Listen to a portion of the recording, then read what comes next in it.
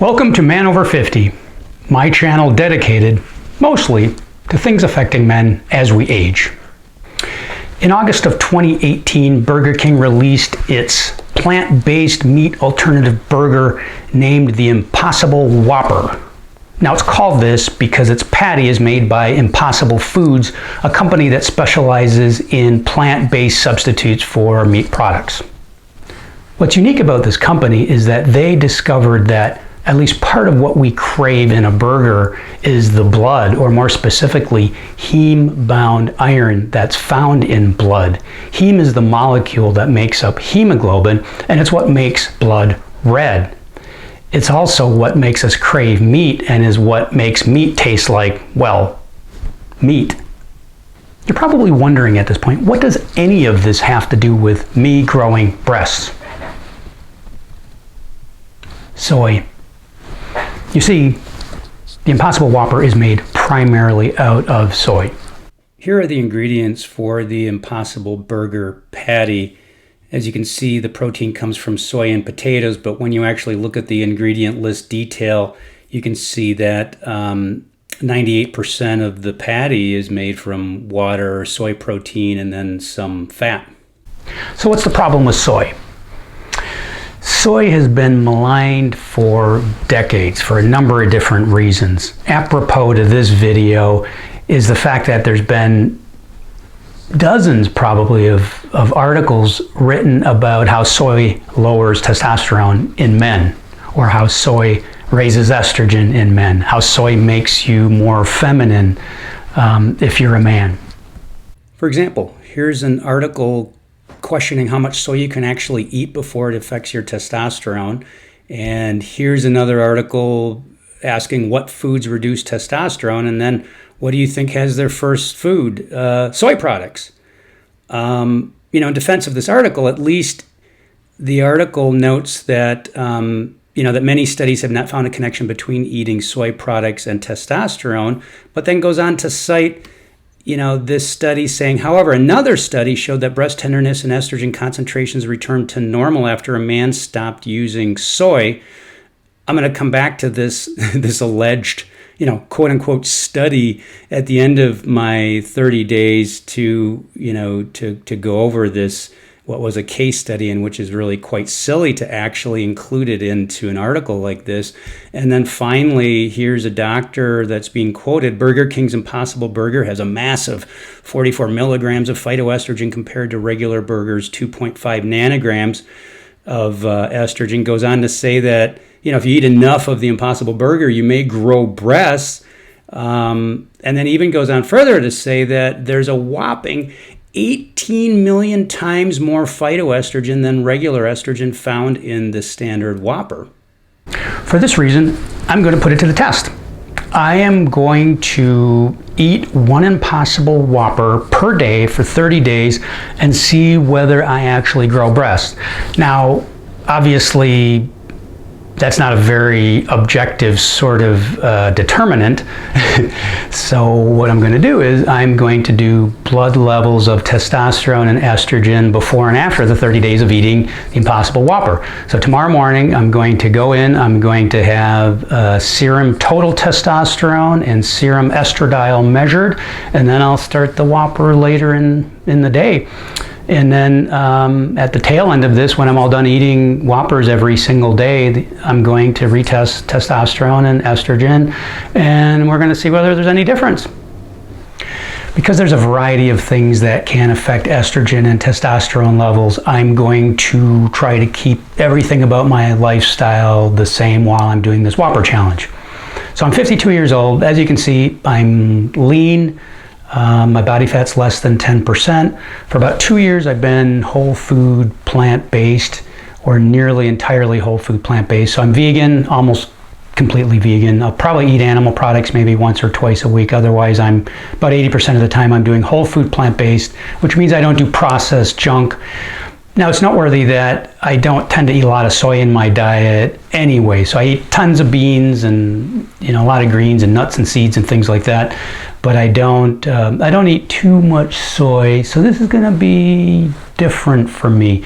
But in an attempt to minimize any sorts of variables and invalidate the outcome of this whole experiment, I'm going to try to keep everything the same, not just my diet, but my supplements and the amount that I sleep and the amount of exercise that I do. Different things like that can affect testosterone levels, so I'm going to try to keep everything as, as consistent as possible. And since we're talking about me growing breasts here, we are going to do a before and after on that as well. So here's me before, no breast tissue, so it doesn't really look like I have any breasts. So I'm going to, look again when we're all done, and hopefully I don't grow any breasts. So here I am, day one of my 30-day Whopper challenge. I'm sitting here in the parking lot at local Burger King. I got my Whopper. This thing's pretty heavy, I have to admit. I got it just how they normally offer it, which is with ketchup, mustard, pickles, lettuce, and mayo. Now, mayo is not vegan, but I decided to do it just how they have it. So this is how they normally serve it. And I guess I'm gonna start, and this will be my first Impossible Whopper of 30.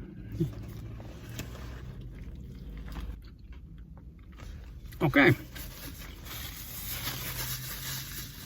that's not bad. I mean, it does taste like a regular burger. There's no doubt about that. It's probably because they flame broil it. It has a strong flame broil flavor, but it comes with, all the stuff on it. It's all the condiments. It's not too bad. So we'll see. It's day 2, and I have my test results back. So let's take a look at them. My total testosterone, 609 nanograms per deciliter. That's in a reference range that's 250 to about 830.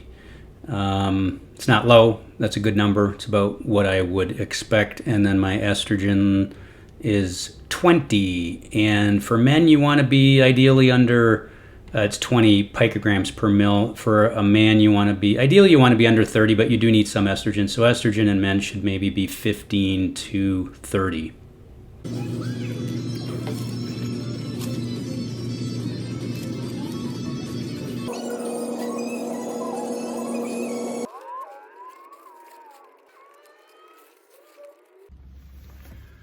So I'm about day 19 of my trial here, sitting in the parking lot at Burger King with my Impossible Whopper. So COVID-19 has struck, and dining rooms are closed. So I got here to Burger King, and I was hoping that this wouldn't disrupt my 30-day challenge and end up having to, midway abandon it, but at least for now the drive-thru is open, so the challenge is still on.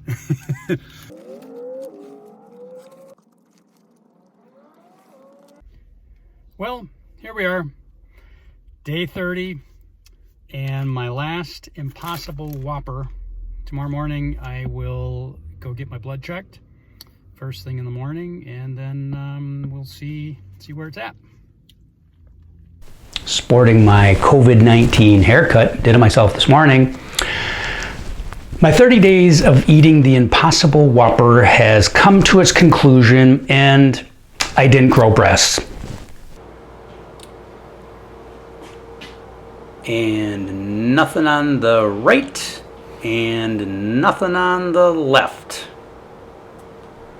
My testosterone went up a little bit from 606 to 616, and my estradiol, or my estrogen, went, there was about a 10% decrease in estrogen. So it was at 20, and now it's at 18. So for all intents and purposes, my hormones remained pretty consistent. Honestly, guys, this is about what I expected. I didn't grow boobs, and my hormones were unaffected, despite eating soy for 30 days. So the question is, why does this myth about soy persist? I think that it's just an easy way to criticize vegans and vegetarians because we've known about the health benefits of soy and phytoestrogens for decades. Here's a 2015 meta-analysis demonstrating decreased risk of prostate cancer with soy consumption. Here's a 2010 meta-analysis demonstrating no significant change in testosterone levels, again with soy consumption. And yet, despite dozens of studies demonstrating the numerous health benefits of regular soy consumption, you'll still find articles like this claiming that soy consumption is going to turn you into a girly man.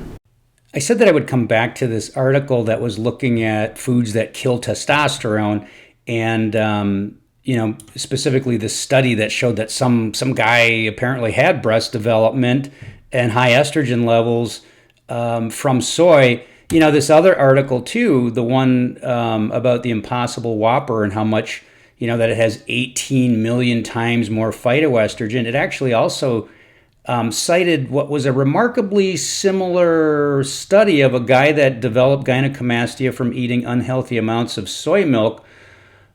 Well, it's kind of negligent on the part of the authors of these articles because they could have easily cited the study and then you can find it, but neither of them actually cited the study. And even in this case, it's sort of, to cite, they start off well enough and say that, well, there's not a connection between eating soy products and altered serum testosterone and estrogen. However, there is this time. So the problem with this is it leaves you thinking, that there probably is, or there may be a problem eating soy. I mean, after all, the title of this article was "What Foods Reduce Testosterone," and apparently, soy is at the top of the list still. Well, let's take a look at that study. So here it is.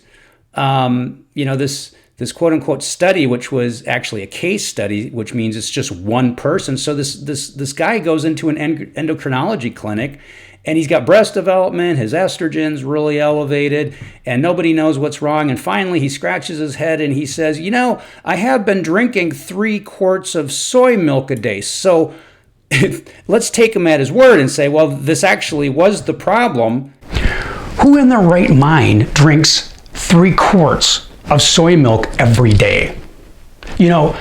Blueberries are good for you, but if you eat 20 pounds of blueberries every single day, there's going to be a negative consequence. At the end of the day, most of us should be eating more soy, not less. And it appears as though eating the Impossible Whopper on a regular basis is not going to have an adverse impact on your hormones.